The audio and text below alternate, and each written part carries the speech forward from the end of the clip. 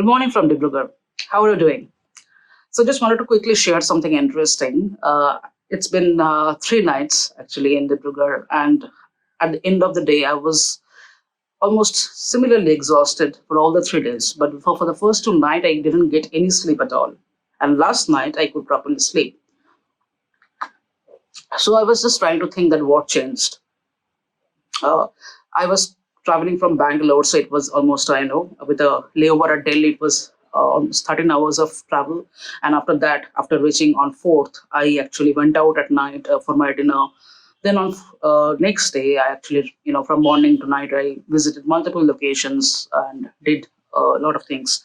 So I was, at the end of the day, was almost equally exhausted. And yesterday, I went to, of course, Majoli, which is the, one of the largest river islands, and it was very tedious in terms of journey. And at the end of the day, I was again very exhausted. But then, so was I for the first 2 days when I didn't get any sleep at night, even though it was very comfortable place where I'm currently staying. So I decided, when I got up in the morning, I was just thinking that what changed actually. And then I realized, I just took out my phone out and checked the orientation. So usually in our home, right, when we place a chord, we either pay importance towards the aesthetics or the convenience in which directions our chord should be, and we decide accordingly, right? Where we should keep our head in which direction. For hotels, and when we're traveling, we do not typically pay attention wherever the pillow is, wherever the cot is. We just take the directional by default and we sleep. And I'm not too finicky about directions, so I just whatever was there, and the pillows were in the west direction actually for the first 2 days, and I was sleeping like that, where I didn't get sleep. Last night, what I did was that I actually changed the orientation of the pillow. I was actually sleeping with my head towards pointing towards the east and my foot towards the west. Uh, when I did that, it was not a conscious decision. It was just that I changed. I did not like felt that okay, let me change the direction and see whether I will get more sleep or not. It was today morning when I got up and I happened to check the directions. I realized my head was facing towards the east. Um, then I kind of realized that actually I don't know whether it works for you or how it is, but uh, sleeping with head pointing eastern directions always, they say that it actually kind of shortens your REM period, that is the rapid eye movement sleep, and kind of, gives a better quality of sleep.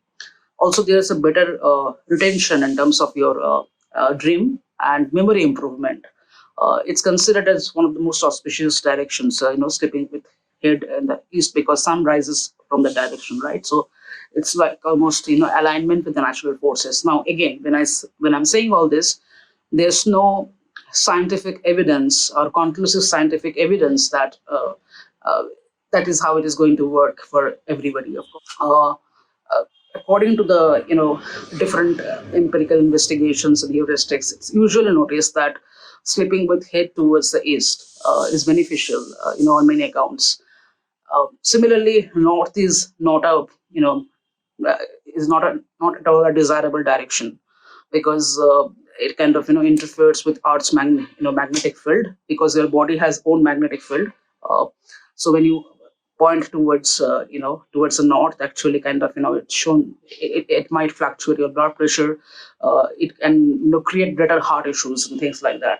Now again, whether there are conclusive scientific evidences that actually these are all true, I'm not too sure whether I haven't seen any such research paper based on which I can, tell you that okay, with 100% certainty that's what happens. I mean, because there could be several other environmental factors. For example, last night the temperature dropped. Today morning it was a little bit, running in Dibrugarh. For all that kind of helped my sleep. So there's no way we can completely, conclusively decide just by singling out one particular factor. But usually that's what I have seen. South is also still okay in terms of directions, but sleeping with my head towards the east actually has given me the maximum comfort.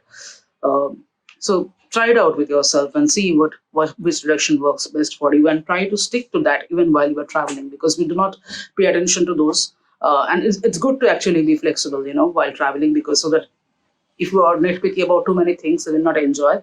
But sleeping is very important because unless you energize your body, you won't be able to enjoy uh, when you're exploring, right? So during traveling, also sleeping is very crucial. So once you figure out what works for you, try to stick to that same orientation even while traveling. Something that I wanted to share because we do not really pay attention to those things while traveling.